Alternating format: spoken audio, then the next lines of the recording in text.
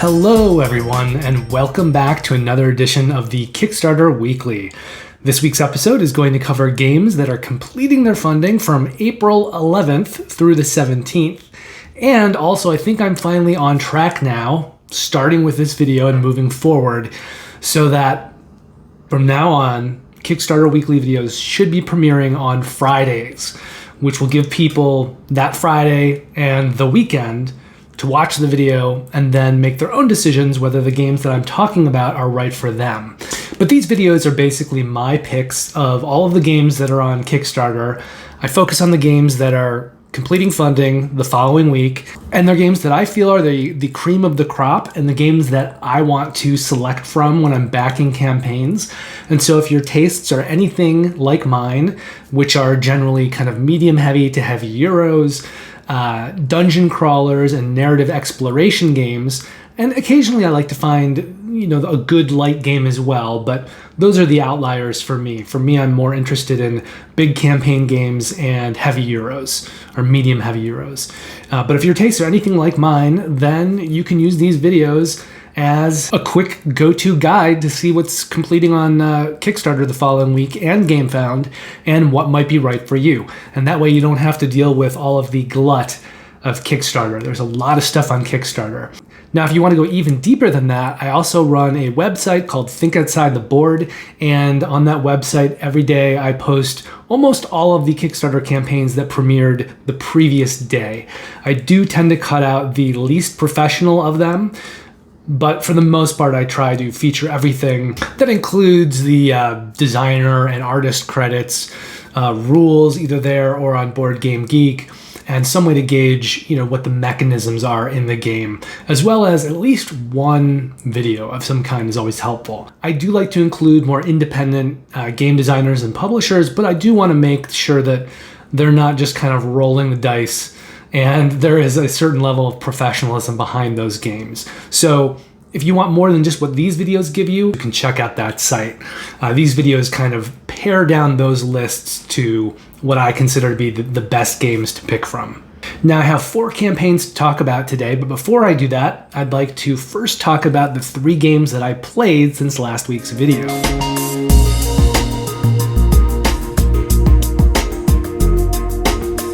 The first game on that list is Hallertau. It's a Uwe Rosenberg game that came out in 2020, and I'm trying to kind of wrap up any games that I'm missing that I didn't get a chance to play that came out in 2020. So this one was on that list, and I really like it. I think for me, it's going to quickly become one of my favorite Uwe Rosenberg games. Now, I'm not saying it's the best. There are several different really good ones out there. He's got his tile placement games like Patchwork and Cottage Garden and those series. Then he's got his games like Agricola and Caverna and bigger box games like A Feast for Odin. Now, what makes Hallertau unique, I think, to me, is this mechanism in the game where you're moving a giant building alongside this track. Now, that building is blocked by kind of 5 little service buildings that are represented by different types of resources. And there are a lot of resources in the game. There are 4 resources that you can plant and harvest in your fields. Now, as you do that, you're going to get more of those resources. And then there are other resources that you can get mainly from sheep. So that includes meat and hides if you're to butcher your sheep. You can also get wool and milk from them. And you're going to be using combinations of these resources to advance these smaller buildings. Now, as you advance these smaller buildings, as each one advances one space, this giant building will be able to advance as well. This giant building, which is kind of like the town center, because even though this is farming themed, rather than being a farmer, the player is kind of in charge of a town and the local farming industries in that town working together. So that includes the planting things in fields, that includes dealing with the sheep, that has to do with different cards that you'll be getting throughout the game. And cards can be a large source of points. Some of them you can trigger quickly if you have the requirements to trigger them. You don't necessarily need to spend them, you can just trigger them. And other things you'll need to pay resources to be able to trigger the cards. And some of those cards will become income. There's also end game scoring cards as well. So you have a lot of cards in this game, and if you play heavily into the cards, they can score you at least half of your points in the game. So you definitely don't want to ignore the power of the cards. However, like I was saying, this big building will move over as you're able to free up space by moving all of these smaller buildings over.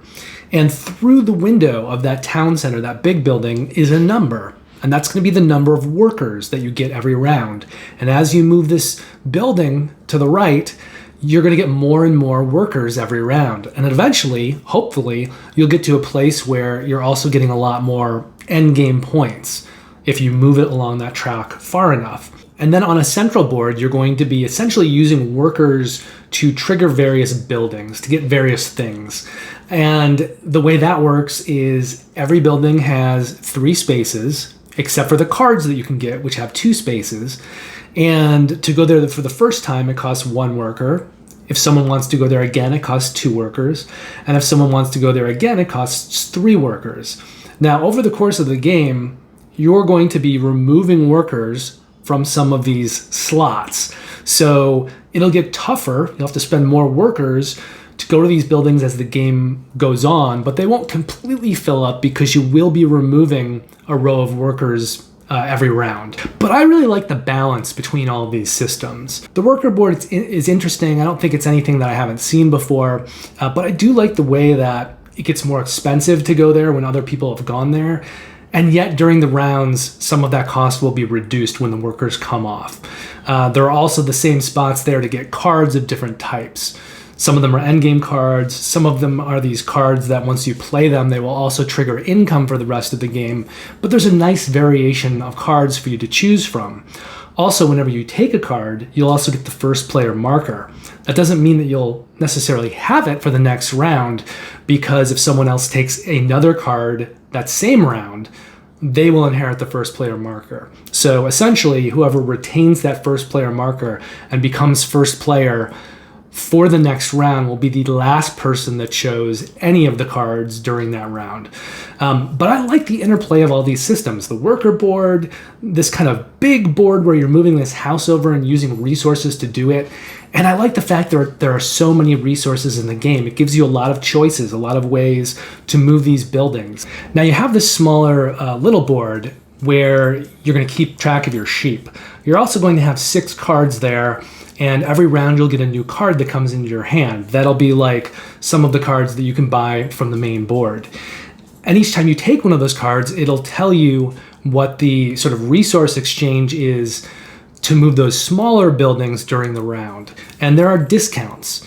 Now, because those buildings have different resource requirements in different amounts, the discounts will be more advantageous for certain buildings during certain rounds, and they won't really work very well with certain buildings during other rounds. So part of that decision making during the game is deciding when is the best time to advance which buildings.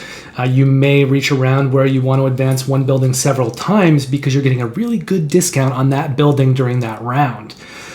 It also gets harder to move the buildings the more you move them during a single round because there are these rocks that block your way.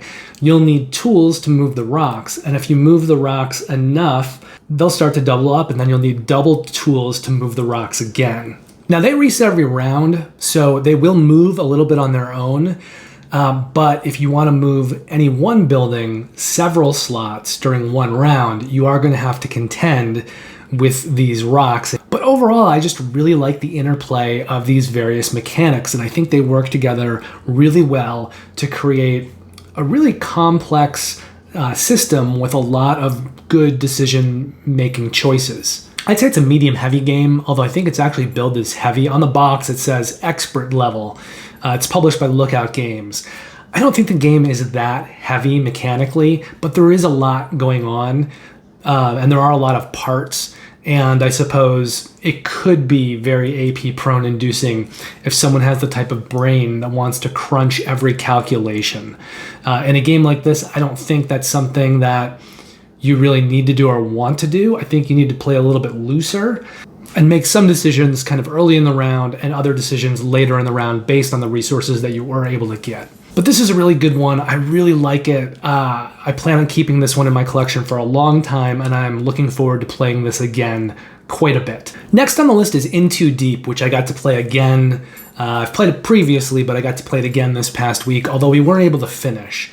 And I was playing with two friends who really didn't like the game. In fact, one of them even turned to me near the end when we were kind of finishing up and said, "Oh, this is a game for people who don't really play games," which I play a lot of games. I was a little offended by that because I thought, well, I guess I don't play a lot of games then, or I guess I don't like a lot of games then. But I think the reason that he said that is that both of my friends are very much into kind of no-luck games, very hard Euros, but they didn't like the fact that there is some luck in Too Deep, but even more, there's a lot of unknowns. And there are a lot of unknowns that can make, I guess, pursuing a single-minded strategy impossible. The way In Too Deep works is that you've got a central board with all of these criminals on it. It's a modular board. It's kind of like a circle made out of different triangle-shaped pieces. I believe there are 8 of them. And they're different zones in the city. And thematically what's happening in Too Deep is that the players are kind of psychic agents that are operating outside of the law, and they're trying to get into the minds of these criminals, influence them to create certain types of crime so that they can collect intel and evidence from these crimes to eventually take the criminals down. Now, there are 3 rounds in the game, and during each round, players are working to collect these little briefcases. If they get all of the briefcases, then players will be rewarded with victory points for each briefcase that they personally collected. Now, if not all of the briefcases are collected, then there will be a penalty for whoever collected the fewest. And then at the end of the game, there's this very kind of interesting scoring situation where if players have completed the kind of evidence requirements they need to, and a lot of that is done as an unknown. So players will be submitting evidence throughout the game and placing it face down. So you'll know what evidence you put in, but you won't know what evidence other players put in. And I think this is the reason that my friends didn't like it. Just too many unknowns, not knowing how the endgame scoring was going to work. And also keep in mind that they didn't actually finish the game. They played 2 of 3 rounds. So, you might think that they would think differently of the game, possibly, once they'd finished it. But knowing these 2 friends, I don't think that's true. I think they would have disliked it even more because of the unknown elements. So players are submitting evidence face down through much of the game. And then at the end of the game, all the evidence gets turned over. And if you have, like in a 3-player game, at least 3 evidence tokens of 4 different evidence types, then the mission was successful. The criminals were taken down. And in that case, the player who went in too deep, who took on the most corruption, which is another mechanism in the game, that player will lose a lot of points. A lot of points. However, if not all of the required evidence was collected, then no one's going to get punished for having a lot of corruption. And taking a lot of corruption will provide you many more scoring opportunities. So if not all of that evidence that needs to be there is there, the player who took the most corruption is likely going to score the most points because they have all these cards that will allow them to score points in different ways. So there is a balance that you're doing kind of mentally as you're playing this, trying to predict whether enough evidence has gone in and whether or not there is, where you need to be on that corruption scale. So there is an element of, I suppose, deductive reasoning going on, but it's not all known information. There's still some guesswork in there. And ultimately, I think that's what these 2 guys did not like about the game. They didn't want guesswork. They wanted the endgame score to reflect perfectly what they were doing in the game. They didn't like the fact that you could attribute it to luck or an unknown. They didn't like the fact that you could play the game a certain way and do really well, but then based on circumstances possibly out of your control, you could do really badly. Now, personally, I find the game a lot of fun, and I think ultimately that's what the game is supposed to be. It's a lot of fun. The theme is really cool, and it comes with these really nice miniatures, and I like the mechanics in the game, and I also like the kind of just the combination of mechanics, and I think in a lot of ways the game is doing something that hasn't really been done before. It's different than any other game in my collection. And I really like it. And I think it's a joy to play. It's a joyful game to play, and it's a lot of fun. If someone really wants that kind of hardcore, no unknown information to the point that it's going to prevent them from being able to engage with the fun elements of the game, I suppose it'll ruin it for them. But I think for players who can embrace that combination of mechanics and who understand that you can be pursuing certain choices and certain strategies and doing certain things. And I don't think the game is as impossible to predict as maybe they think it is. There's definitely strategies that you can employ and kind of tricks that you can take to make that unknown less so.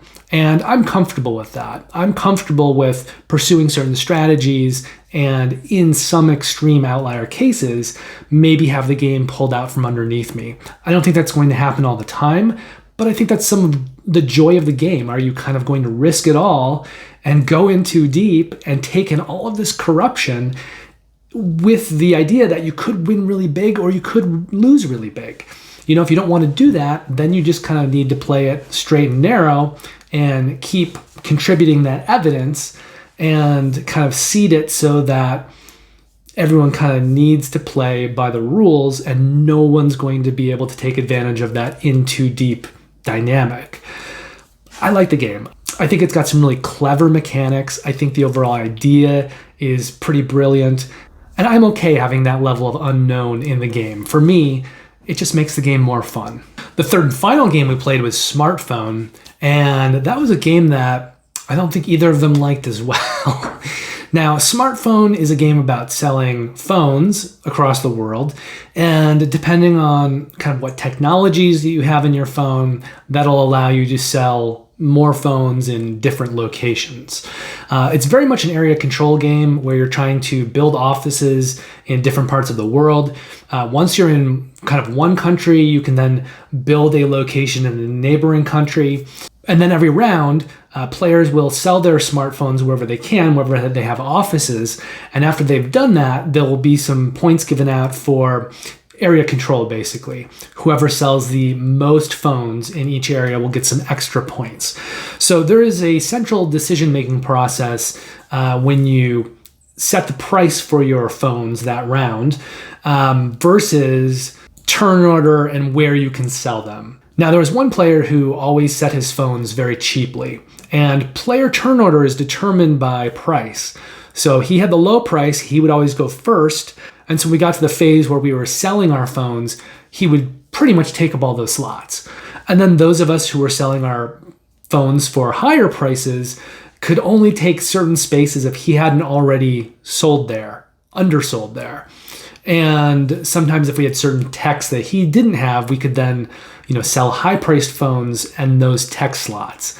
Now, I think that there's a lot about this game that is solid on kind of a base level, but it's not dissimilar from a lot of other games. You're kind of building this little engine, the economic element, and the area control element we've seen in a lot of other games. And I think in this game, there can be a little bit of a frustration element to it because that player with the cheaper price is going to flood the markets. However, there are other places that you can go for pure victory points, and so while he was doing that, we ate up a lot of those. So the endgame scores ended up kind of balancing out. The other thing that I think is really cool about the game is there are these kind of two pads. There are 6 icons on each pad. They're 2x3. And you're going to cover part of one pad with the other. And then whatever's showing is going to be a combination of the sorts of resources that you have for the game. There are also little other tiles that you can pick up during the game, and you can kind of build those into the structure that you're building every round with these 2 pads. I like that part of the game. I think it's really cool. And there's another game that I just had delivered recently called Keyflow by Richard Breeze, which I think has a similar mechanic. So I'm kind of interested to get Keyflow played and compare them. I will say this about Smartphone. I pledged it on Kickstarter, and part of the reason that I did that was there was a version of the game that had come out previously, not in English. And they were doing a Kickstarter to kind of do an English version to make it more global, and they were upgrading it to a 1.1 version of the game. And I thought, this is great. I think the game has some really solid mechanics. The fact that it's already been produced before, it's pretty good, will mean that this new version is starting from a kind of a really solid foundation, and they can make it even better. What I found, though, upon playing it is that it does feel like a very remedial game.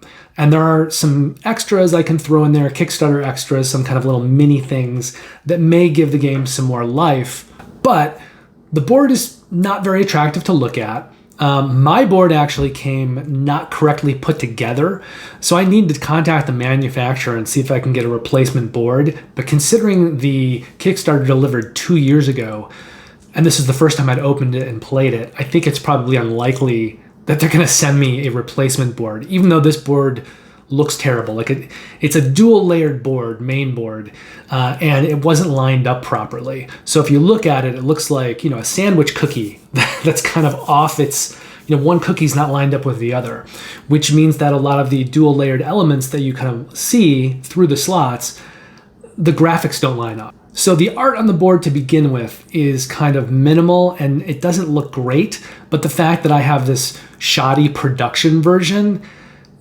makes playing it even less pleasurable. And there are other kind of production issues with the game. One of them is the fact that with the Kickstarter, they included a smaller board. I think it's intended for 2 players, but with that board in the box and all of the components of the game, you can't close the box. It sits really high off the box.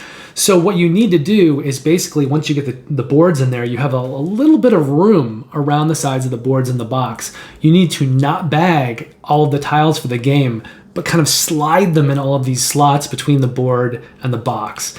It's not a good storage solution. It feels very poorly designed and poorly thought out. So for me, I feel like there's a good game here in smartphone. But some of the mechanics I think are problematic. The production is not great, the intended production, and then there are other production problems beyond that. So for me, I don't know. I'm not quite sure yet. I think there's a solo mode in smartphone. I may mess around with that a little bit. I don't think my fiance is interested in playing it after hearing everyone's reactions from this past weekend. So I don't know if I'll be able to get it to the table again anytime soon. And I think I need to get it to the table soon to make a decision on whether this is even a game that I want to keep. Now, it's not a bad game by any means. I think you could play this with a group of people and have a fairly decent time with it. I just think that there are other games out there that do very similar things and do them better and have a nicer gameplay experience as well. So in that case, and the fact that I've been acquiring a lot of games lately for this channel to share with you guys, it's a game that I think may not necessarily merit being kept on my shelf. I just don't have the shelf space for a game that is maybe a mediocre version of better games. Now, in terms of scoring these, I'm going to go with an 8.5 for Hallertau, an 8.0 for In Too Deep, and a 7.0 for Smartphone Inc. So those are my scores for now. These are all first plays though, so keep that in mind. And as I play them in the future, I will be updating those scores in these videos. But for a first play, that's what I think of those games. And that said, we are now going to move on to the 4 campaigns that are going to be completing their funding next week.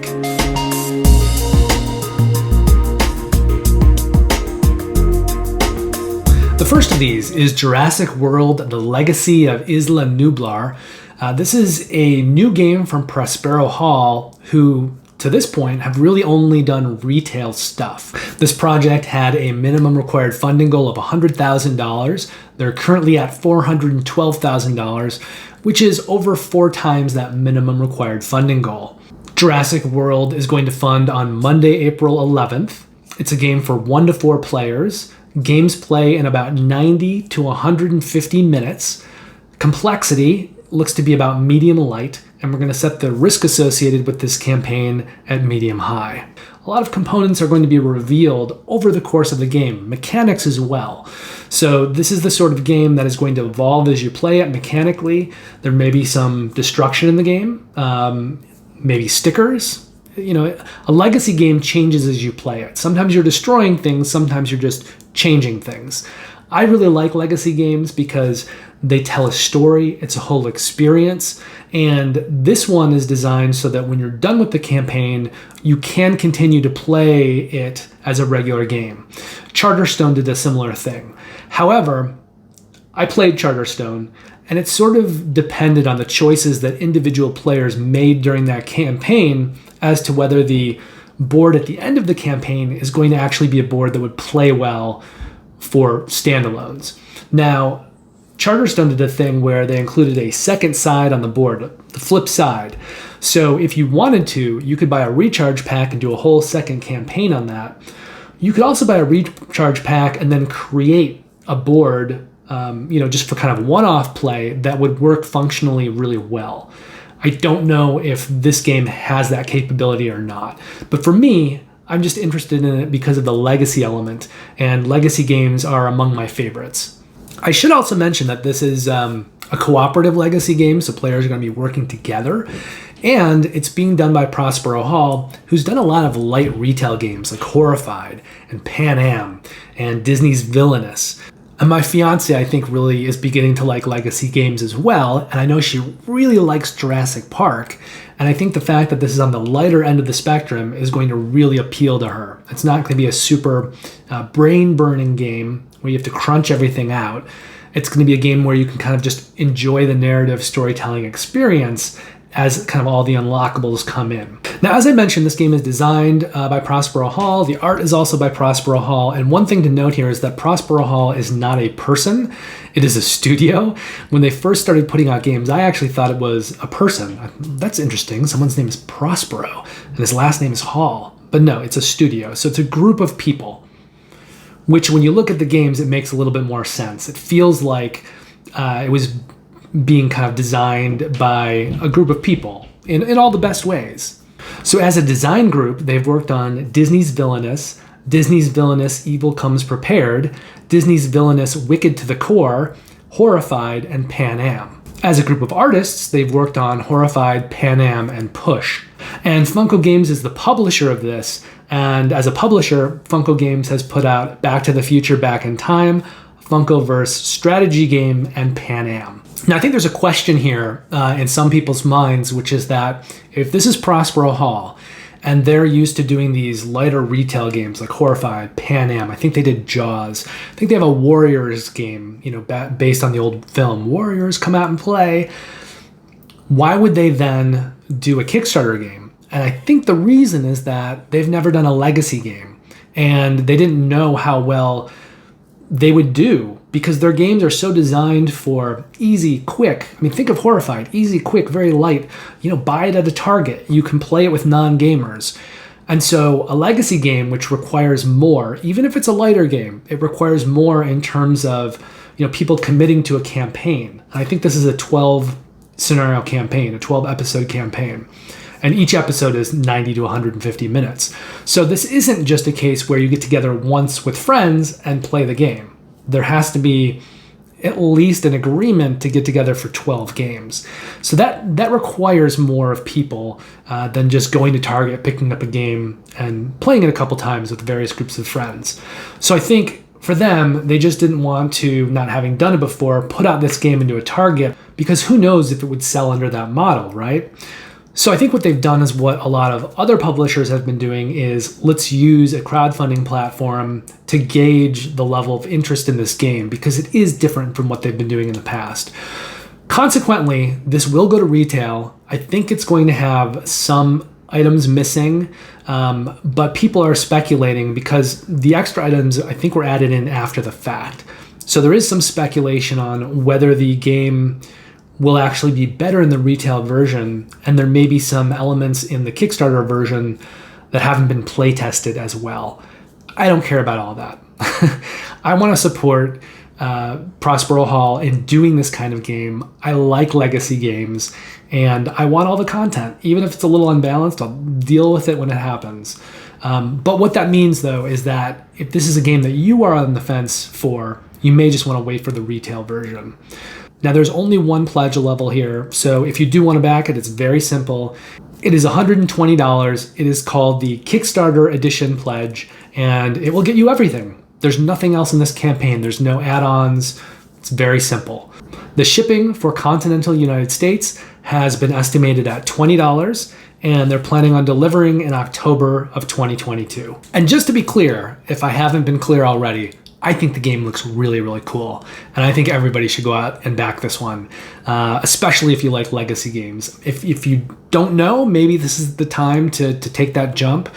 If you're really uncertain, though, you can wait for retail, and the price will probably be less because you won't have to deal with shipping. You can probably just go into a Target. But those are unknowns. We don't know for sure. So if you do like legacy games and you kind of like what they're doing with a lot of their other designs and you like their style, I would say support them and back the Kickstarter. I think the experience of this game, the legacy campaign, is going to be super, super awesome.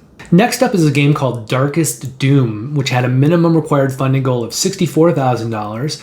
They're currently at $353,000, which is about 5.5 times that minimum required funding goal. Darkest Doom is going to complete its funding on Tuesday, April 12th. And like Jurassic World, it also plays 1 to 4 players, and it also plays in 90 to 150 minutes. However, the complexity on this one is probably going to be more. I'm thinking medium heavy, and I'm setting the risk on this campaign at high because it's a bunch of first-time designers and artists and a publisher. Now, Darkest Doom has area movement, has dice rolling, hand management, and variable player powers. It's being billed as a dungeon crawler to some degree, but it really looks more to me like a dudes on a map game. There are, I think, 4 different ways that you can win the game, so there is going to be a balance when you're playing the game in terms of which strategies and which paths to victory that you're taking.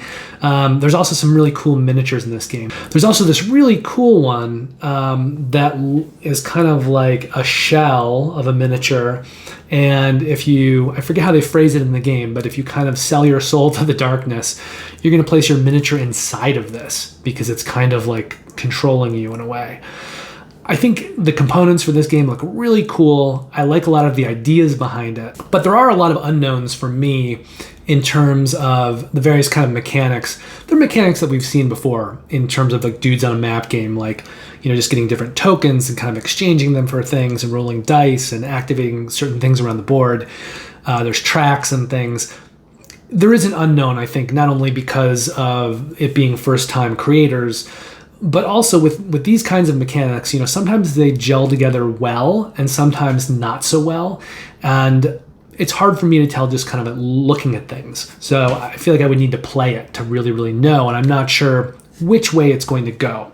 If the designers had worked on other stuff or the publisher had put out other things, I think there would be more of a knowledge base there in terms of like, oh, it's hard to tell looking at it, but we know that these people made it or these people are producing it, so it probably will be good because they have this really good track record. In this case, it's a little bit more of an unknown. But what they're doing is really fascinating, and the miniatures look really cool, and it's definitely an exciting looking game that I'm very curious about. Now, the designer of Darkest Doom is named Mario Zettini, and the 2 artists working on it are David DeBellis and Dennis Medry. And Dennis Medry, he's the only one here that's worked on stuff previously. He worked on a game called Dead Man's Cabal as well as Wiz War 8th Edition. And this game is being published by GameStart Studio. Again, this is their first published game and their first Kickstarter. Now they have 2 different pledge levels for this one. The first is $108. It's called the Darkest Doom Pledge. That's going to get you the core box, the base game essentially, and the Timeless expansion. The second pledge, which is $163, is called the Guardian Pledge, and that's going to add on the following things to the base game and the Timeless expansion: metal coins, a neoprene mat, a graphic novel, something called a relic pack, which is essentially upgraded components, and the Herald of Aeon expansion, which is Kickstarter exclusive, and that's going to include a 5th player expansion as well as a semi-cooperative mode. So if you want that, you have to pledge this campaign. That won't be available at retail. The other thing is, nothing is listed as add-ons, and I even went to go do a pledge just to see, because sometimes if you start to do a pledge, it'll list other things that you can add on to it. That wasn't always the case, but Kickstarter has reformatted, and within the last, 6 months or a year, that's a feature that's often used. So you can kind of go into a pledge and then see the add-ons that you can add-on during the pledge. It used to be that you kind of had to do the add-ons after the fact, and you could just pledge more money during the campaign or kind of deal with it during the pledge manager. But oftentimes now you can kind of add on those add-ons during the campaign. And it's probably better for the companies as well too, because then they get more of that money pledged up front and it's not necessarily happening after the fact. So it helps them hit their stretch goals. Anyway, I did that just to see if these items that weren't listed as add-ons could be added, and it doesn't appear that they can. What I think that means is that if you want any of those extras that are in that second pledge, then you have to just pledge that second pledge and get them all. I don't think there's a way to add them in piecemeal. Continental US shipping is being estimated at $23 or $32, so it just depends which pledge you're getting. If you're getting the first pledge, it's $23. The second pledge, it's going to be $32 for continental US shipping. And then finally, GameStart Studio is currently planning to deliver Darkest Doom in August of 2023. And again, that's August of 2023. So not this August, but a year plus. From there, I'd like to talk about Nightmare Cathedral, which is being featured over on Gamefound. So this one's not on Kickstarter, it's on Gamefound. I should also mention that if you want to know more about any of these campaigns that I'm talking about, you can just go down into the description section and there'll be a link that will pop you right over the campaign. Now, Nightmare Cathedral had a minimum required funding goal of $33,000. They're currently at $135,000, which is about 4 times that minimum required funding goal. Nightmare Cathedral is going to complete its funding on Thursday, April 14th. The game is designed for 1 to 4 players. It plays in about 60 minutes, or that's what they say. But having watched several videos for this one, I think that might be a little conservative. Especially at higher player counts, you may want to actually double that playtime. Now, the game seems to be a medium-heavy complexity, and we're going to set the risk associated with this campaign at medium-low. So this game is not going to retail at all. This is completely Kickstarter exclusive. So if this is a game that you think that you may want, you need to get it through this Kickstarter. I am really fascinated by this game. It is a dudes on a map game, but it has some other really kind of interesting mechanics in it. There is, for instance, a worker placement selection area where if you go to one place, it's going to dictate where you can or cannot go on following turns. And also, when a player takes an action, other players will be able to take a follow action, and the strength of that action will depend on where they are in comparison to where the player who just went. So that's kind of cool to me. There's also, it's essentially area control, dudes on a map. But one of the things that I think is really cool about it is that if you go into a new area, you won't necessarily trigger combat.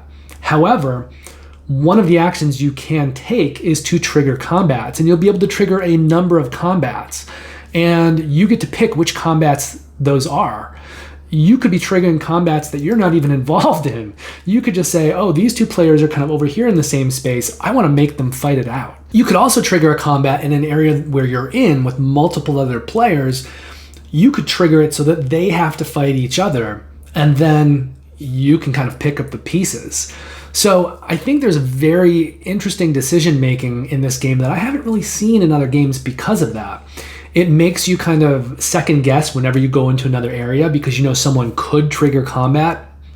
You may not. Someone else could trigger combat for you. I like the decisions that adds to the game, as well as the kind of variability.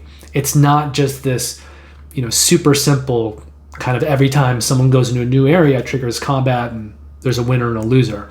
There can be a lot of question marks hanging over the board. There's also a mechanic that takes place during the first part of the game, whereas certain turns happen, you're going to be building this cathedral. And a lot of the board art is based on the work of this late Polish surrealistic painter and sculptor. His name was Zdzisław Bedzinski, or I hope something like that. I hope I haven't murdered the pronunciation too badly, but something like that. But he has very unique horror-themed art, and it's present in the board, it's present in the miniatures. There's really cool stuff going on.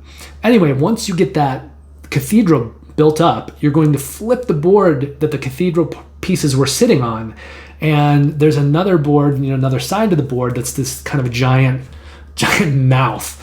And at that point, players will be able to send their followers kind of over there into the darkness. And there's kind of an area majority going on with that and how their followers get consumed. And that will affect, end game scoring points. So I like a lot of what the game is kind of doing and the mechanics that it combines. The theme is really, really cool. And I'm very excited about this game. And I think I didn't know if it would be a game for me initially, but once I looked at it and looked at a couple plays of the game, I was really taken by it. And I think for me, this could replace something like Kemet, because Kemet can be cool. I think Kemet is very kind of simple in what it does, whereas this game throws in mechanics that are much more interesting to me. And so I could see me reaching to play this one and never really reaching for Kemet. And it'll be interesting to see where this game kind of lands overall, because it's a Kickstarter exclusive and it's never going to go to retail, which means it may not take off like some of those other games have, like Kemet, like Inish.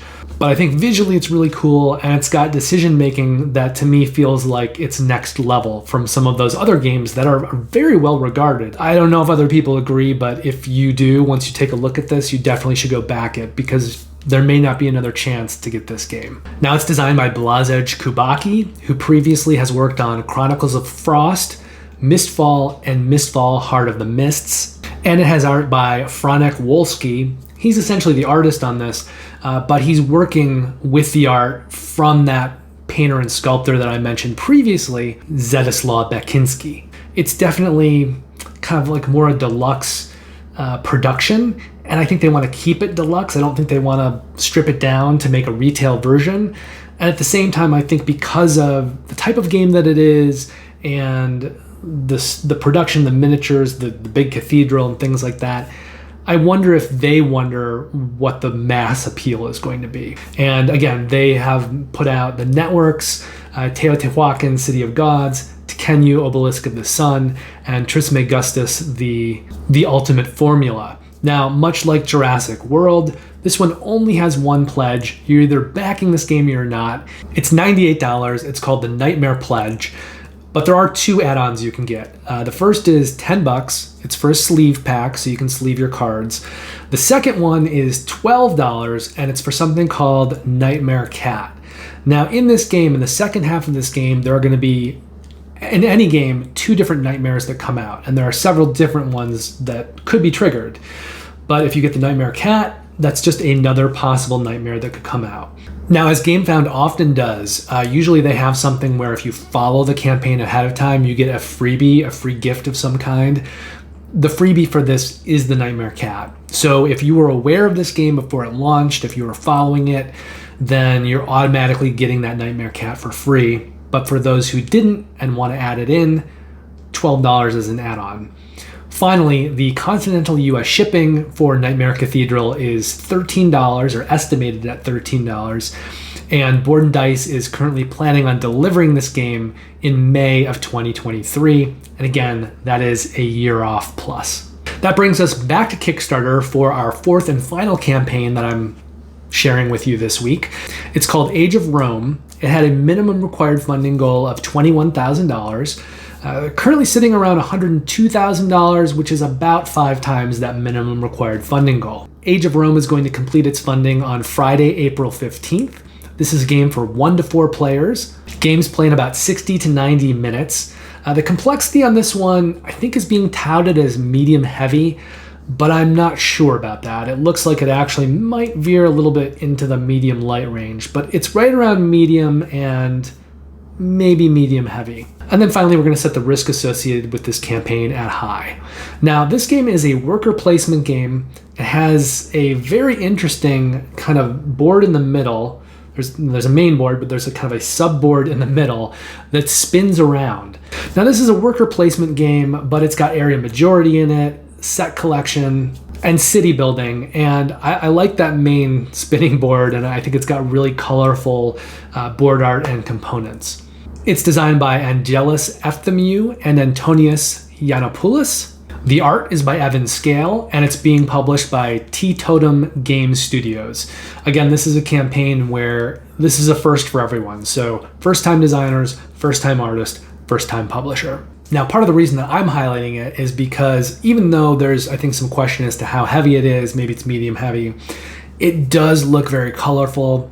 I think it's on the lighter end of the medium heavy scale, and it feels to me like it's just going to appeal more towards kind of family gamers and lighter gamers and give them a really pretty city building game with worker placement and some area majority. This is another one with fairly simple pledge pricing.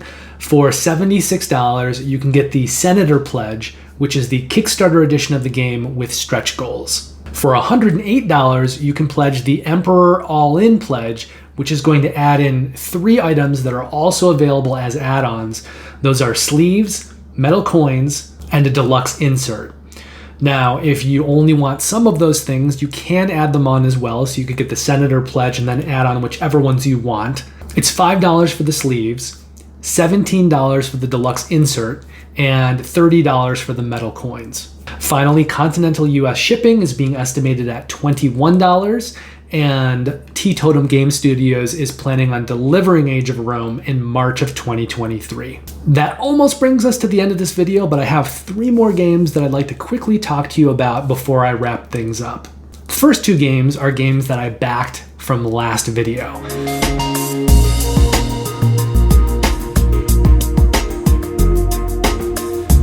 First of those games is Oak, which was over on Gamefound. I talked about this one a little more extensively last week because it's from Game Brewer, and I think it's Game Brewer's first time using Gamefound, and they have a very interesting and cool subscription service where you can pay them $45 and then you get a 25% discount off of any campaigns they run for a year. And I actually did that with this. I found out that I saved $30 on my pledge of Oak, which means I only need to pledge 1 more campaign over the next year to see those savings. And I know that there's going to be a Stroganoff expansion campaign. I'm going to be in for that, so I'm good. Most things from Game Brewer, though, are things that I want to back. So I wouldn't be surprised if I pledged, all 4 games that they offer over the next year. They tend to do 4 games a year about. Oak is a very interesting looking worker placement game. It's themed around druids. You've got some of these druids that can sort of be used passively to bulk your actions. And then you've got druids that you can upgrade, and kind of little plastic upgrade pieces. Some of them are headdresses, some of them are capes, scarves. But anytime you upgrade one of your normal druids into one of these special druids, you get special powers. And each type of druid has different powers. It's an interesting game. I thought it looked pretty cool, and I also wanted to try out the subscription service with Game Brewer, so I pledged that one. I also pledged Tidal Blades 2 Rise of the Unfolders. I didn't actually pledge the original Tidal Blades. I was very on the fence and back and forth with it for a number of reasons. But this one changes up some of the mechanics. So the first game used worker placement as one of its mechanics. This one does not, which someone was nice enough to correct me about in last week's video. So yes, Tidal Blades 2 does not use worker placement. It has more of like an action selection mechanism, but the thing that really endeared me to it is the fact that it is a campaign, and I like campaign games a lot.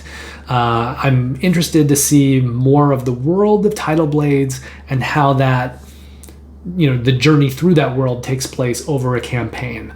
There are a lot of miniatures if you went that route. You could either do a pledge where you got nothing but standees, or a pledge where you got miniatures for the player characters, or a bigger pledge where you got, I think, an additional 60 miniatures, 50 of them were creatures and 16 were NPCs. There's a miniature wash you could get for them as well. I think this is a good game that's going to really appeal to my fiance, Kristen. I just think the characters and their cuteness and the world and the way the mechanics work, it feels very designed as something that she will like. And I love campaign games, so this hit a sweet spot. I think we're going to really like playing this game together.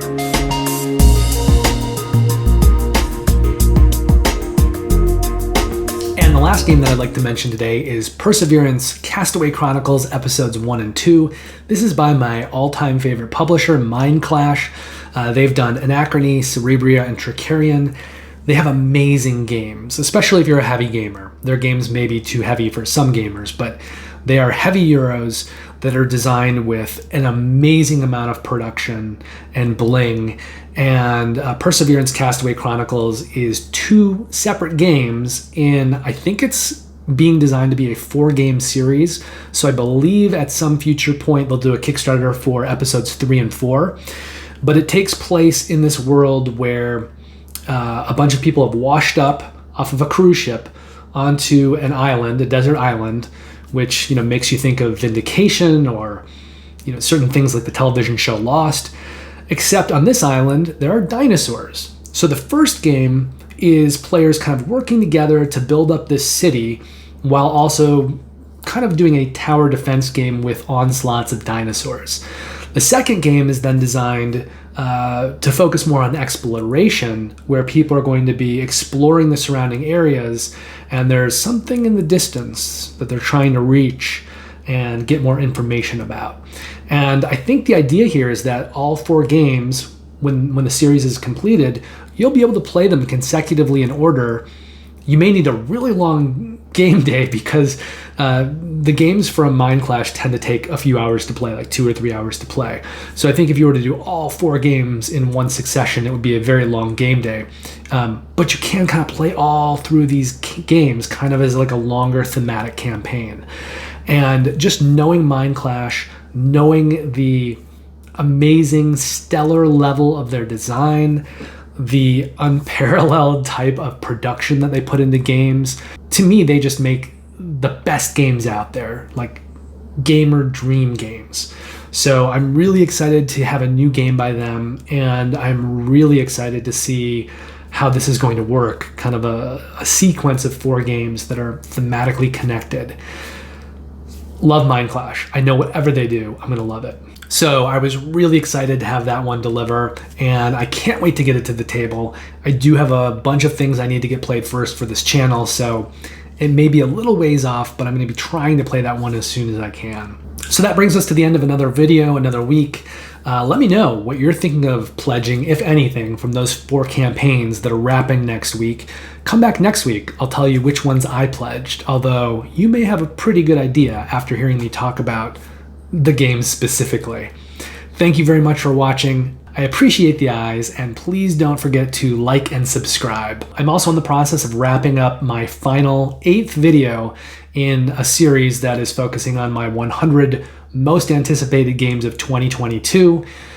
That will be premiering in a few days. I'm already kind of working on it. And then hopefully I'll see you back next week for another Kickstarter Weekly with more campaigns that are funding, more games that I've played, more games that I've backed, and more games that I've acquired into my collection. Have a great week, play lots of great games, and I'll see you all very soon. Take care.